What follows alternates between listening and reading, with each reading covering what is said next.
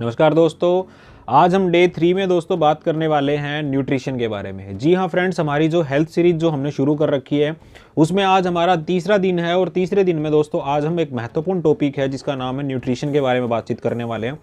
Friends, सबसे पहले जानते हैं न्यूट्रिशन होते क्या हैं। जी हाँ दोस्तों, न्यूट्रिशन होते हैं वो पोषक पदार्थ जिनकी हमारे शरीर को ओवरऑल ग्रोथ के लिए, मेंटेनेंस के लिए ज़रूरत होती है। दोस्तों, कहीं ना कहीं हम जो खाना खाते हैं उससे हमारे शरीर को क्या मिल रहा है ये हमें पता चलेगा इसी वर्ड के थ्रू जिसका नाम होता है दोस्तों न्यूट्रिशन। फ्रेंड्स, हमारे शरीर का जितना भी बायोलॉजिकल फंक्शन होते हैं, जितना भी ओवरऑल हमारे शरीर की फंक्शनिंग होती है, उसके लिए हमें चाहिए होती है एनर्जी। एंड दोस्तों, वो एनर्जी हमें कहाँ से मिलती है? जो हम खाना खाते हैं उस सारे दिन के खाने से हमें मिलती है एनर्जी, और उस एनर्जी से ही हमारे शरीर की ओवरऑल एक्टिविटी जो है वो चलती है। तो दोस्तों, कहीं ना कहीं हम जो खाना खाते हैं उसका हमें पता होना चाहिए कि एक्चुअल में हमें इस खाने से क्या बेनिफिट होगा, क्या हमें लॉस होगा, या फिर हमें उससे क्या एक्चुअल में इंग्रेडिएंट मिलेंगे और क्या नहीं मिलेंगे। तो फ्रेंड्स, सबसे पहले बात करते हैं न्यूट्रिशन की एक्चुअल में नीड क्यों होती है। फ्रेंड्स, हमारे शरीर की सबसे छोटी इकाई है, उसका नाम होता है सेल्स। जी हाँ दोस्तों, हमारा बॉडी का जो स्ट्रक्चर है थोड़ा सा उसको समझने की कोशिश करते हैं। सबसे पहले होते हैं फ्रेंड्स सेल्स। बहुत सारे जो सेल्स होते हैं वो सेल्स मिलकर बनाते हैं टिश्यू। उसके बाद जो टिश्यू होते हैं वो बहुत सारे टिश्यू मिलके बनाते हैं ऑर्गन। देन आता है हमारा ऑर्गन फंक्शन एंड हमारी होल बॉडी। दोस्तों, ये हमारे शरीर का स्ट्रक्चर होता है जिस हिसाब से हमारे शरीर की जो संरचना होती है वो।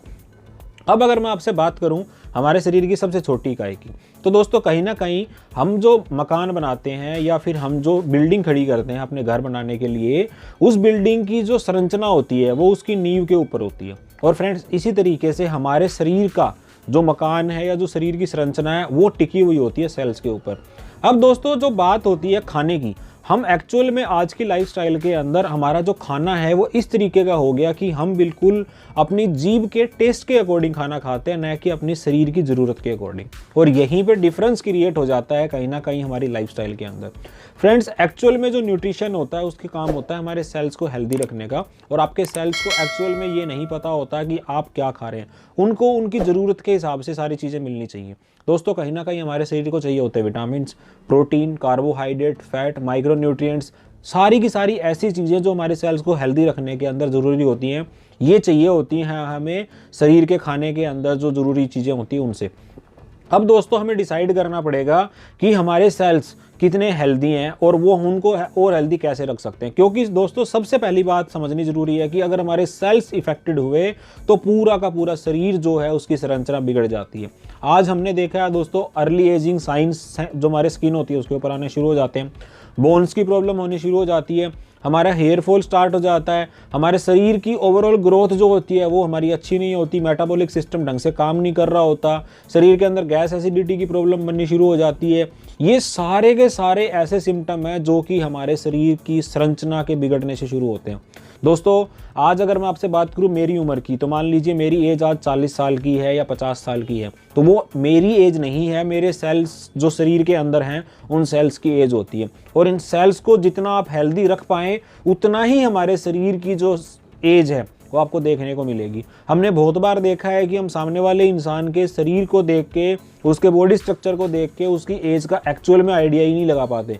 दैट्स बिकॉज कि उसके सेल्स इतने हेल्दी हैं, उसने अपनी लाइफस्टाइल को इस तरीके से मेंटेन किया हुआ है कि उसके शरीर पे एज के साइन ही नहीं है। और दोस्तों, उसकी दूसरी साइड कुछ ऐसे लोग भी होते हैं जो 20, 22, 25 साल की एज आते आते उनके शरीर की स्किन, उनके शरीर का ओवरऑल जो संरचना होती है, उनका आउटर लुक जो होता है वो ऐसा दिखना शुरू हो जाता है जैसे कि 40s में चले गए हैं या 45 या 50s के अंदर चले गए हैं। कारण क्या होता है कि उनके जो सेल्स होते हैं वो हेल्दी नहीं होते और उनकी जो संरचना होती है वो बिगड़ चुकी होती है। दोस्तों, जैसे जैसे हमारी उम्र बढ़ती चली जाती है वैसे वैसे हमारे शरीर के अंदर जो सेल्स होते हैं वो कहीं ना कहीं मरने ज़्यादा शुरू हो जाते हैं और उनका जो बनाव होता है वो कम हो जाता है। लेकिन अगर हम हमारे शरीर के अंदर न्यूट्रिशन वैल्यू को कंप्लीट रखेंगे तो कहीं ना कहीं वो सेल्स जो हैं वो प्रॉपर फंक्शन के अंदर रहेंगे। फ्रेंड्स, अब बात करते हैं हमारी जो न्यूट्रिशन होता है उसकी प्रायोरिटी की, कि किस तरीके से हम न्यूट्रिशन की प्रायोरिटी को डिसाइड करें। तो सबसे पहले जो हमारे न्यूट्रिशन की प्रायोरिटी आती है वो आती है दोस्तों कैलोरीज की। फ्रेंड्स, आप अगर फिट रहना चाहते हैं, अगर आप अपना वेट लॉस करना चाहते हैं, आप अगर अपना वेट गेन करना चाहते हैं, आप शरीर की कोई भी एक्टिविटी करना चाहते हैं, उसके अंदर सबसे पहला डिसीजन होगा वो होगा कैलोरीज का।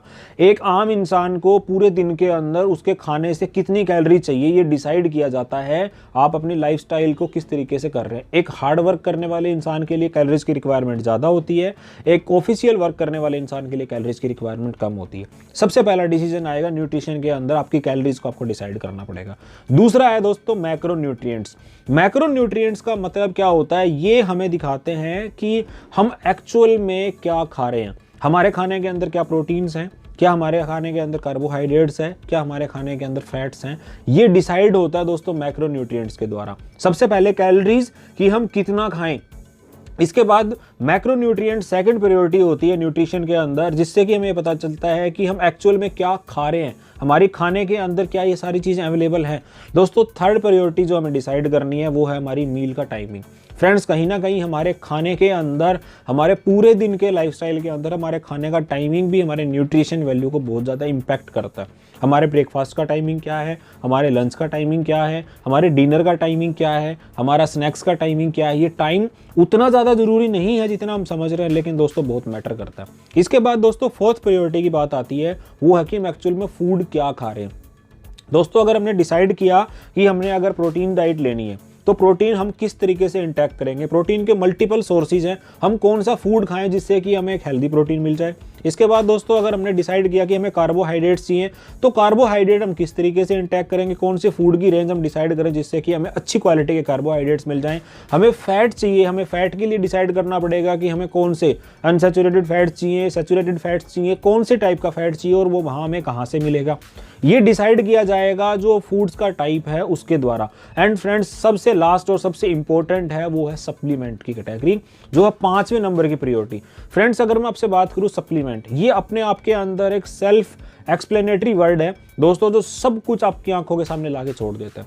दोस्तों सप्लीमेंट का काम क्या होता है, सप्लीमेंट का काम होता है जो आपकी बैलेंस डाइट होती है उस बैलेंस डाइट को इनहेंस करना और उसको सपोर्ट करना।